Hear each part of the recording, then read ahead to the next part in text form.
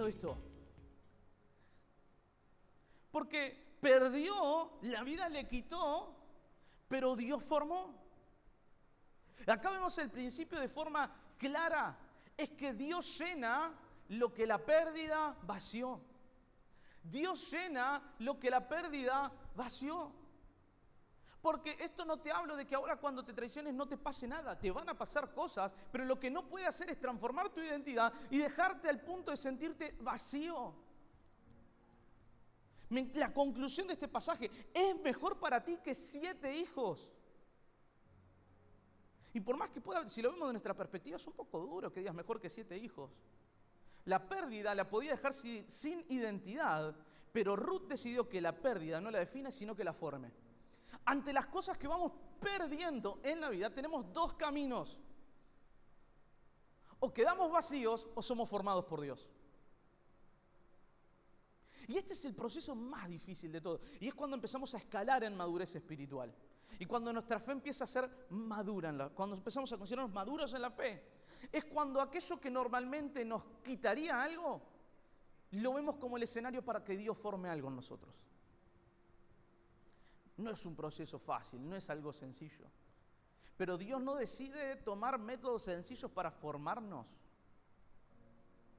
Miren qué interesante esto. Ruth, una decisión. Decir, me voy a quedar contigo, cuando no tenía por qué quedarse, no tenía obligación, estaba liberada, podía volver con su padre, con su madre, pero decide no hacerlo. Esa simple decisión llevó a que ese hijo, el hijo que tiene, no es nada más y nada menos que el abuelo de David. Ahora, eso ya es tremendo. Era extranjera, pasó a ser parte del pueblo de Dios. Después pierde a sus hijos. Es medio la vida cristiana, ¿no? Estamos en el horno, Dios nos rescata. Después nos damos cuenta que nos rescata de cosas, pero no de circunstancias, porque nos toca enfrentar cosas difíciles. Pero ahí toma una decisión. Y esa decisión que toma pasa de ser aquella extranjera que no tenía nada, ahora tener un hijo que es el abuelo del rey David. Ahora vamos un poquito más. Si ustedes leen la genealogía de David, aparece Ruth. Ruth aparece dentro de la genealogía de quién es Jesús. Cuando metemos a Dios en nuestra pérdida, siempre va a haber ganancia. Cuando nosotros decidimos involucrar a Dios en aquello que hemos perdido, y algo que naturalmente nos duele y sufrimos, porque ¿con qué necesidad tengo que perder esto? ¿Por qué a mí? Gran pregunta. ¿Cuánto nos hemos hecho esta pregunta? ¿Por qué a mí? Ahora, cuando metemos a Dios en el asunto, aquello que hemos perdido termina siendo una anécdota de lo que Dios termina levantando. Ahora, hubiese sido sencillo para Ruth que fuera todo, fluyó y fluyó todo bien. Porque Dios puede sanar nuestra identidad solamente si nosotros permitimos que nos forme. ¿Y qué hacemos en el proceso de formación? Determina dónde vamos a alcanzar. Los momentos más importantes en la vida cristiana no es cuando sale todo bien, es qué hacemos cuando sale todo mal. Cuando perdemos cosas y no entendemos por qué y por qué nos sentimos así. ¿Qué hacemos ahí? Va a determinar a dónde vamos a alcanzar. Porque Dios lo que va a hacer es transformar nuestra forma de pensar. Y es tremendo esto, porque nuestra forma humana de pensar perdió todo, no hay más motivos para avanzar, no hay más motivos para seguir. Pero permanecer lo llevó a entender de que había que cambiar la forma de pensar. Lo que era pérdida fue un proceso de formación, y ese proceso de formación llevó a que Ruth aparezca en el libro más hermoso de la historia, que lo vemos en la Biblia. Y cuando empezamos a ver sobre Jesús, para leer sobre Jesús y cómo llegó Jesús a la tierra, ¿sabes qué tenemos que leer antes? ¿Qué pasó con esta Ruth? Y esa es la formación de Dios. Que aquello que íbamos a perder nos llevó a ver a Jesús. El momento en el cual nuestra identidad es atacada por lo que perdemos es el escenario para ver a Jesús. Y cambiar nuestra forma de pensar es entender de que lo que para nosotros puede ser fracaso en Dios puede ser propósito. Te repito, lo que para nosotros es fracaso en Dios puede ser propósito. Esto lo vemos en la historia de Moisés de forma muy clara. En Éxodo vemos que Moisés nace Y cuando van a nacer Moisés, emiten la orden porque estaba creciendo el pueblo hebreo allí en Egipto, y el problema es que Egipto años anterior había ido un pueblo nómade, los hicsos, y habían crecido tanto en Egipto que casi dominan y casi los conquistan por dentro. Entonces cuando empieza a crecer la cantidad de personas del pueblo hebreo en Egipto, dice, vamos a cortar esto porque nos va a pasar de nuevo. ¿Y qué es lo que sucede? Emiten esta orden, cuestión que Dios tiene una estrategia genial, porque ponen a Moisés en el río Nilo y termina en la casa de Faraón y la encuentra la hija del Faraón. Es tremendo porque por ley ellos no podían hacer nada que lo que tocara el Nilo podían matarlo. Entonces cuando se lo encuentran no había forma de que muriera Moisés porque viene de un lugar sagrado. Ahora, ¿por qué te digo esto? Porque Moisés creció en el palacio. Creció para tener un cetro, para tener una vida absolutamente cómoda. Fue instruido con lo mejor de la época. Se vistió con lo mejor de la época. Creció en el mejor lugar posible. Disfrutó los beneficios de ser un hebreo del pueblo de Dios con la mejor posición posible en Egipto. Ahora, mirá lo que dice Éxodo capítulo 2, versículos 11 al 15. Un día, cuando Moisés ya había crecido, fue a ver a sus hermanos de sangre y pudo observar sus penurias. Sale del palacio, baja y ve. De pronto vio que un egipcio golpeaba a uno de sus hermanos, es decir, a un hebreo. Miró entonces a uno y otro lado, y al no ver a nadie mató al egipcio y lo escondió en la arena. Al día siguiente volvió a salir, y al ver que dos hebreos peleaban entre sí, preguntó al culpable, ¿por qué golpeas a tu compañero? Y la respuesta va a marcar tanto la vida de Moisés. Le dice, ¿y quién te nombró gobernante y juez para nosotros? Respondió aquel, ¿acaso quieres matarme a mí como mataste al egipcio? Esto causó temor en Moisés, pues pensó, ya se supo lo que hice. Y en efecto el faraón se enteró de lo sucedido y trató de matar a Moisés. Pero Moisés huyó del faraón y se fue a la tierra de Madián, donde se asentó junto a un pozo.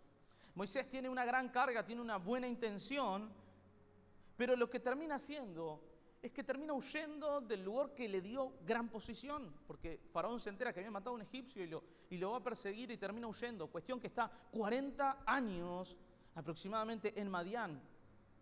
Y lo que sucede acá es lo siguiente. Avanza el tiempo, está 40 años lejos de Egipto, y hay un momento donde Dios se le aparece en una zarza. Y le dice, aquella carga que tenías, pero te equivocaste, pero fallaste en el proceso, ahora la voy a cumplir y vos vas a ser quien libere al pueblo. Y mirá lo que dice Éxodo 3, pero el versículo 11 vamos a leer. Y es la respuesta de Moisés a Dios. Y le dice, ¿y quién soy yo para presentarme ante el faraón y sacar de Egipto a los israelitas? ¿Vieron el detalle? Moisés cuando huye es porque alguien le pregunta, ¿y quién sos vos? Y pasan 40 años y Moisés le responde a Dios, ¿y quién soy yo? La cuestión es que el fracaso para Moisés fue tan grande de que le llevó a no tener idea de quién era. En Egipto él creció con todas las capacidades, con un cetro, entonces se sentía que podía hacer lo que quisiera. Entonces va y actúa como juez, y después cuando Dios lo llama a hacer lo que antes quiso hacer, él dice, ¿y quién soy yo? Y la respuesta de Dios es tremenda. Éxodo capítulo 4, versículos 1 al 4, dice, mi Moisés volvió a preguntar, ¿y qué hago si no me creen ni me hacen caso? ¿Qué hago si me dicen el Señor no se te ha parecido? Y el Señor le pregunta, ¿qué es lo que tienes en la mano? Una vara, respondió Moisés. Tírala al suelo, ordenó el Señor. Moisés tiró la vara al suelo y ésta se convirtió en una serpiente. Moisés trató de huir de ella, pero el Señor mandó a que la agarrara por la cola. En cuanto Moisés agarró la serpiente, ésta se convirtió en una vara en sus propias manos.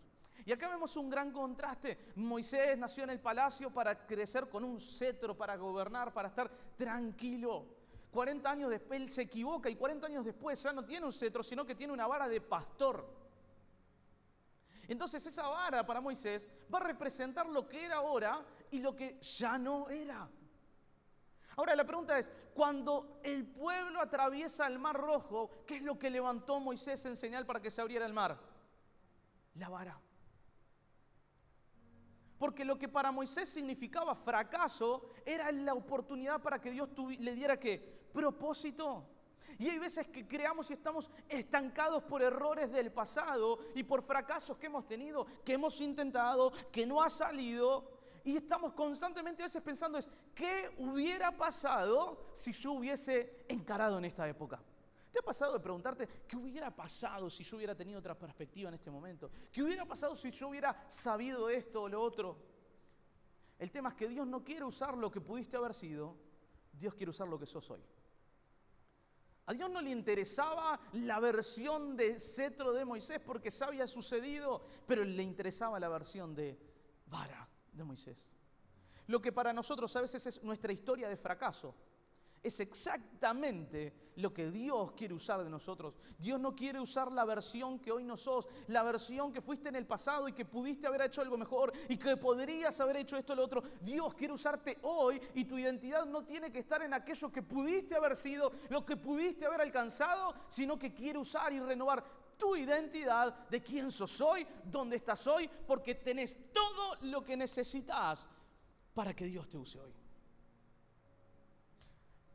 Porque el fracaso es parte de la humanidad y es la razón por la cual Jesús vino.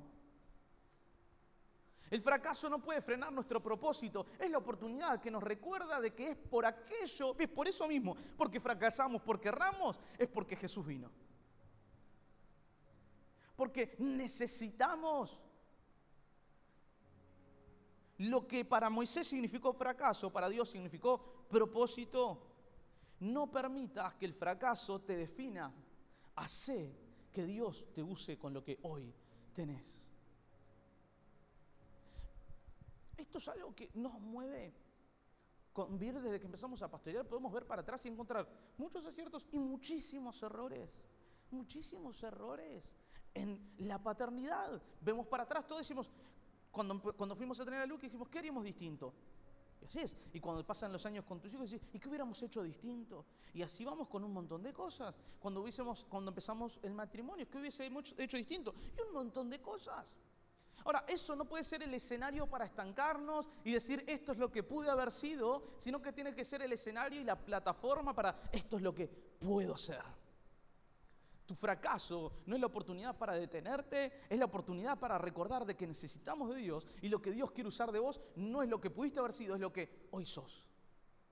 Lo que hoy sos es suficiente porque Dios no quiere mejorar tu versión, es transformarte a su imagen para que tengamos propósito.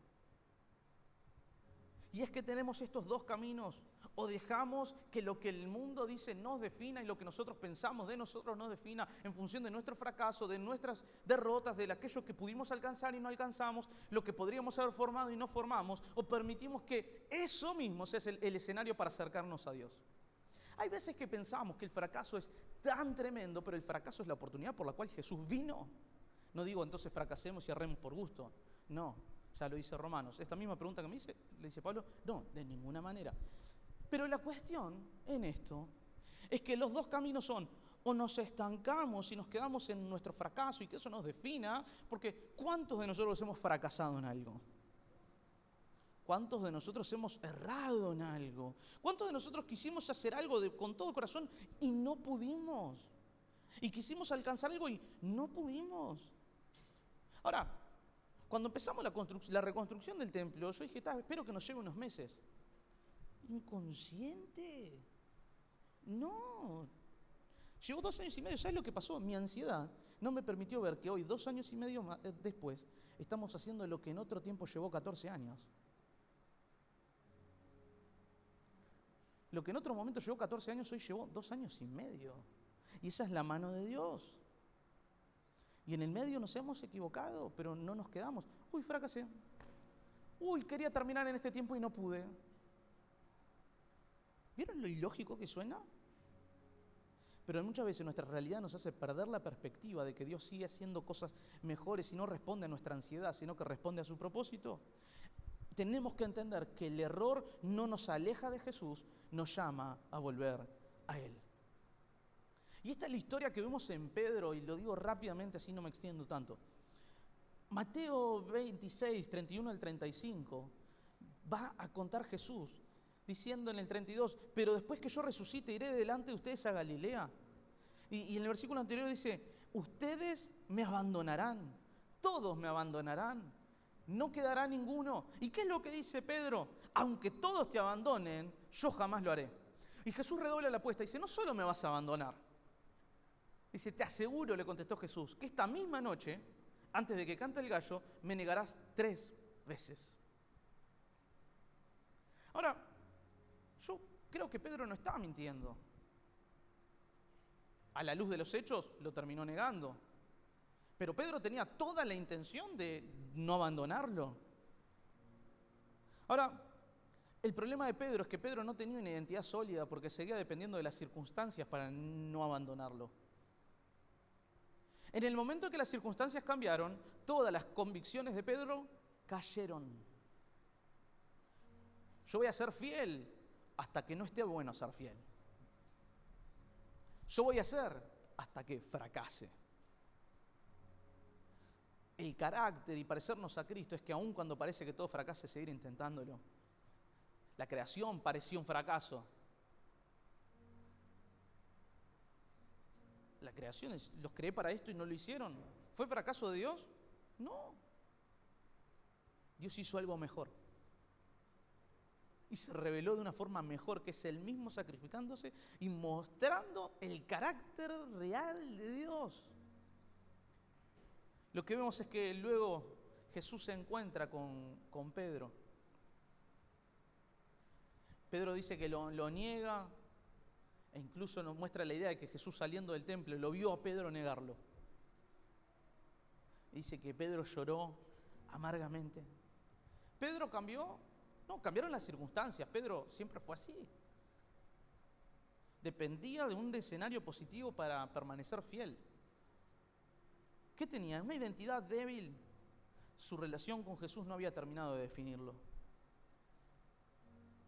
Esto lo vemos cuando la Biblia nos cuenta qué es lo que hace Pedro después de negarlo.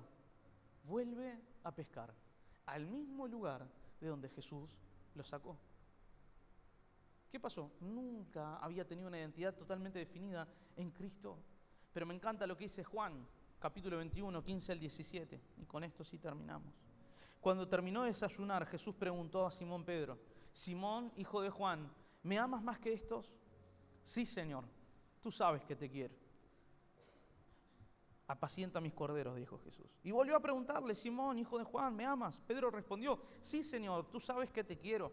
Y Jesús le dijo, cuida de mis ovejas. Por tercera vez Jesús le preguntó, Simón, hijo de Juan, ¿me quieres? A Pedro le dolió que por tercera vez Jesús le hubiera preguntado, ¿me quieres? Así que dijo, Señor, tú lo sabes todo. Tú sabes que te quiero. Apacienta mis ovejas, dijo Jesús. El error de Pedro no le quitó el propósito. Y esto es algo que tenemos que abrazar. Tu error no quitó tu propósito. ¿Cómo no permaneciste cuando tenías que permanecer en la fe? Cuando en la semana tendríamos que haber accionado de una manera y no lo hicimos, ¿no quitó nuestro propósito?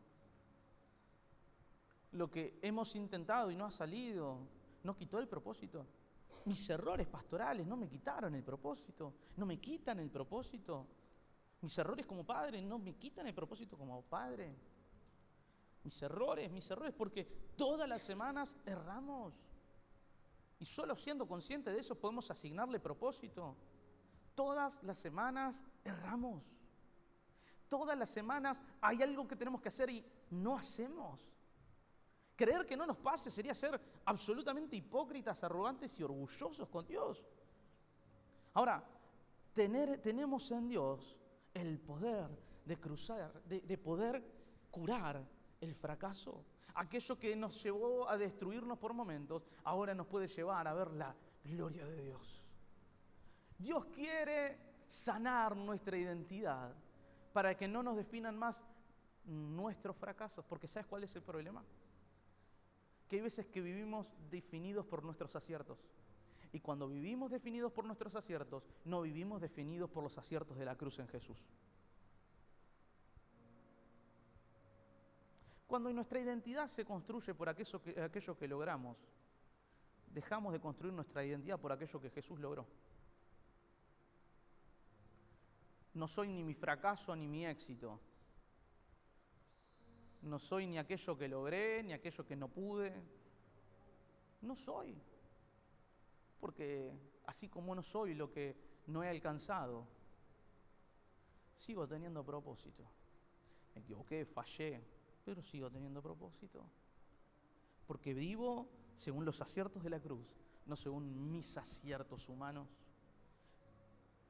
Quiero vivir por los aciertos del cielo, que hablan de que soy hijo, que soy amado, pero sobre todo que no soy mejorado, soy transformado. Tu vida no tiene que vivir de mejoras, tiene que vivir de transformación, de ser transformados y que ya no sean nuestros éxitos los que nos hagan sentirnos bien, sino que sean los aciertos de la cruz en Jesús que nos garantizan de que seguiremos equivocándonos, buscaremos no hacerlo, pero seguiremos equivocándonos, y cuando nos equivoquemos tendremos la plena seguridad de que Dios sigue queriendo usarnos y que no es que quiere usar Dios nuestra versión que no logramos ser, sino que Dios quiere usar la versión que hoy sos, con tus fracasos, con tus errores, porque Dios no está asustado por tus errores, está seguro de su acierto en la cruz. Estás seguro de lo que hemos obtenido a través de esa cruz, que nosotros podemos enfrentar dificultad y sabremos que hay un Dios con nosotros. Sabremos de que Dios no viene a rescatarnos cuando todo sale bien, porque cuando todo sale bien no hay necesidad de rescate. Pero yo quiero que Dios me rescate. Yo quiero que Dios me libere de mí mismo, de mis errores. Y Dios no vino a aplaudir tus aciertos, vino a levantarte del fracaso, vino a buscar aquel palomil y menospreciado, vino a elegir. Él dice, bienaventurados los pobres de espíritu, porque ahí extenderé mi favor. Dice, bienaventurados aquellos que tienen limpio corazón, no que hacen todo bien, pero que están seguros de que Dios es su sustento, es su identidad. Y que no importe qué pase, Dios sigue queriendo usarte. Dios sigue queriendo usarte. Dios sigue interesado en vos. Nada puede hacer que Dios deje de estar interesado en vos. Porque su misión es que todos procedan a salvación. Nuestra identidad no está en nuestro error, ni en nuestro acierto, ni en aquello que hemos perdido. Hemos perdido un montón de cosas en el medio, pero es un escenario para que hoy Dios nos forme y disponernos a que Dios nos siga usando, a permanecer fieles. Hola, ¿cómo estás? Somos los pastores Fer y Bir Madrazo y estamos muy contentos de que nos escuches. Si te gustó este mensaje y querés seguir escuchándolos, te invitamos a que le des me gusta y que también te suscribas para recibir cada uno de ellos.